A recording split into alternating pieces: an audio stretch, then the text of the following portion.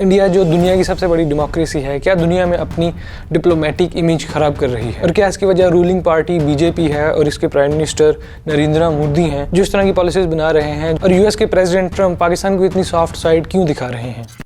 पानी और खून भी एक साथ नहीं बह सकता। It will be a declaration of war. You are actually depriving us of water, which is our right. My administration helped broker a full and immediate ceasefire between India and Pakistan, ending a dangerous conflict of two nations with lots of nuclear weapons. President Trump is dropping the hammer on India. The president announcing 25% tariffs. Penalty stems from India's buying Russian oil and military equipment. दुनिया में कोई भी state globally अपने आप को diplomatically strong करना चाहती है। इसी तरह इंडिया भी अपने आप को डिप्लोमेटिकली स्ट्रॉन्ग करना चाहती है। मोदी के दौर में इंडिया ने अपनी फॉरेन पॉलिसी को काफी ज्यादा अग्रेसिव और कॉन्फिडेंट बनाया है। मिसाल के तौर पे इंडिया का क्वाड अलायंस, जिसमें जापान, ऑस्ट्रेलिया, अमेरिका है, जो चाइना के खिलाफ एक स्ट्रेटेजिक काउंटरवेट बन गया है। लेकिन कुछ रिसेंट इवेंट ऐसे हुए हैं जिसकी वजह से ये सवाल उठ रहे हैं कि क्या इंडिया अपनी डिप्लोमेसी में कामयाब हो रहा है या नहीं। मई 2025 में इंडिया के ज़ेरे इंतज़ाम कश्मीर में अटैक हुआ, जिसमें 26 लोगों की जान गई।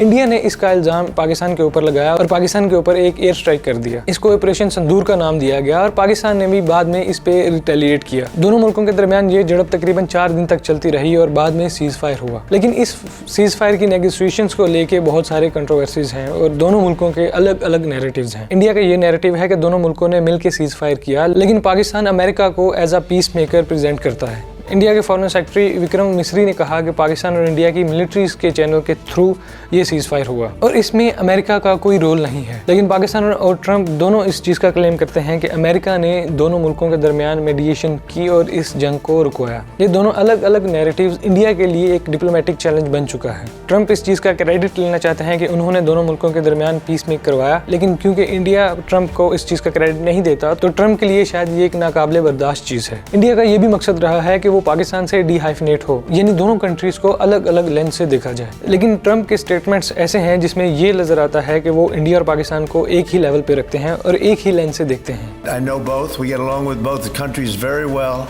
Good relationships with both. और इंडिया जो इस चीज़ की एफर्ट कर रहा है कि वो पाकिस्तान से डिहाइफिनेट हो, वो इस एफर्ट को कमज़ोर कर रहा है। इसके बावजूद इंडिया ने अपनी स्ट्रेटेजिक ऑटोनॉमी को मेंटेन किया हुआ है, यानी वो बगैर किसी प्रेशर के रशिया से अभी तक ऑयल इंपोर्ट कर रहे हैं। इससे ये अंदाज़ा होता है कि इंडिया किसी हद तक अपनी फॉरेन डिप्लोमेसी मेंटेन करने में इंडिपेंडेंट है और वो किसी किस्म का प्रेशर नहीं लेता। लेकिन इस सब में सबसे बड़ा चैलेंज ये है कि पाकिस्तान को बहुत ज़्यादा डिप्लोमेटिक सपोर्ट मिल रही है वेस्टर्न वर्ल्ड से, जो इंडिया के लिए एक बहुत बड़ा चैलेंज हो सकता है। इंडिया जो ग्लोबल लेवल पे एक डिप्लोमेटिक चैलेंज फेस कर रहा है, इसमें मोदी और बीजेपी को रिस्पॉन्सिबल करार दिया जा रहा है। मोदी ने इंटरनेशनल लेवल पे इंडिया को एक एग्रेसिव और नेशनलिस्ट स्टेट के तौर पे विजिबल किया है। फरवरी 2025 में ट्रंप और मोदी ने वाशिंगटन में कॉन्फ्रेंस की।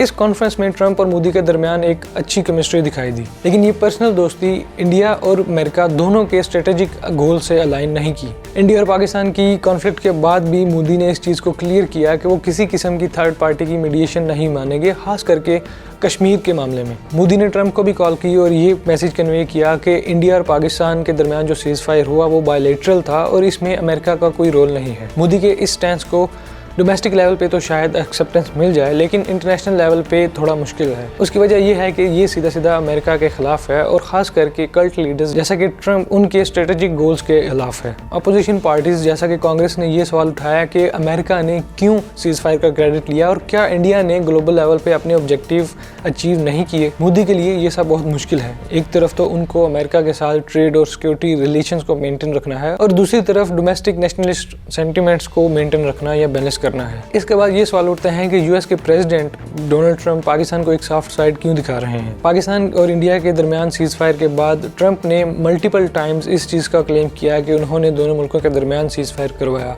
लेकिन इस चीज़ को इंडिया ने बार बार डिनाई किया। बार बार इस क्लेम को डिनाई करना शायद अमेरिका के लिए एक्सेप्टेबल नहीं था, खास करके डोनाल्ड ट्रंप की एडमिनिस्ट्रेशन के लिए। जून 2025 में डोनाल्ड ट्रंप ने पाकिस्तान के army chief general Asim Munir को व्हाइट हाउस में इन्वाइट किया, जो कि एक अनप्रेसिडेंटेड मूव था। ट्रंप ने पाकिस्तान के साथ ट्रेड डील भी डिस्कस किया, जिसमें पाकिस्तान को 19% टैरिफ दिया जबकि इंडिया को 25% टैरिफ दिया। Trump has escalated his trade offensive and this time India is squarely in his crosshairs. ये फेवरेटिज्म का परसेप्शन इसलिए भी था क्योंकि इंडिया रशिया से ऑयल इंपोर्ट कर रहा था, तो ट्रंप एडमिनिस्ट्रेशन ने इस पर ऑब्जेक्शन लगाते हुए टैरिफ को इंडिया पे इंक्रीज किया। इस चीज़ को बड़ा अनफेयर भी समझा जा रहा है क्योंकि यूएस के कहने पर ही इंडिया ने रशिया से ऑयल इंपोर्ट करना शुरू किया था। ट्रंप का ये स्टांस उनकी अमेरिकन फर्स्ट पॉलिसी का हिस्सा भी है, जिसमें वो अपनी डोमेस्टिक ऑडियंस के लिए बोल्ड क्लेम्स भी करते हैं, जैसे नोबेल प्राइज के लिए क्रेडिट लेना। लेकिन ये इंडिया के साथ स्ट्रेटेजिक पार्टनरशिप को नुकसान दे सकता है क्योंकि चाइना को काउंटर करने के लिए अमेरिका के पास इंडिया ही एक सबसे बड़ी ताकतवर कंट्री है। तो आखिर में क्या हम इस चीज का क्लेम कर सकते हैं कि इंडिया की पॉलिसी फेल हो रही है? ऐसा नहीं है, लेकिन हम ये कह सकते हैं कि इंडियन डिप्लोमेसी डेफिनेटली एक प्रेशर में है। इंडिया के अंदर रूलिंग पार्टी बीजेपी की पॉलिसीज बहुत ज्यादा इंडिया की क्रेडिबिलिटी और इंडिया की इंटरनेशनल इमेज को नुकसान पहुंचा रही है। ट्रंप का पाकिस्तान के साथ एंगेजमेंट और इंडिया के ऊपर हाई टैरिफ्स लगाना स्ट्रेटेजिक डिफरेंसेस को हाईलाइट करता है। दूसरे नंबर पे इंडिया को अपनी डोमेस्टिक और इंटरनेशनल पॉलिसीज को एक दफा रिवाइज करना होगा ताकि उनकी ग्लोबल लेवल पे इमेज स्ट्रांग हो। इंडिया दुनिया की सबसे बड़ी डेमोक्रेसी है और तेजी से आगे बढ़ने वाली इकोनॉमी है। इंडिया को अपनी डोमेस्टिक और इंटरनेशनल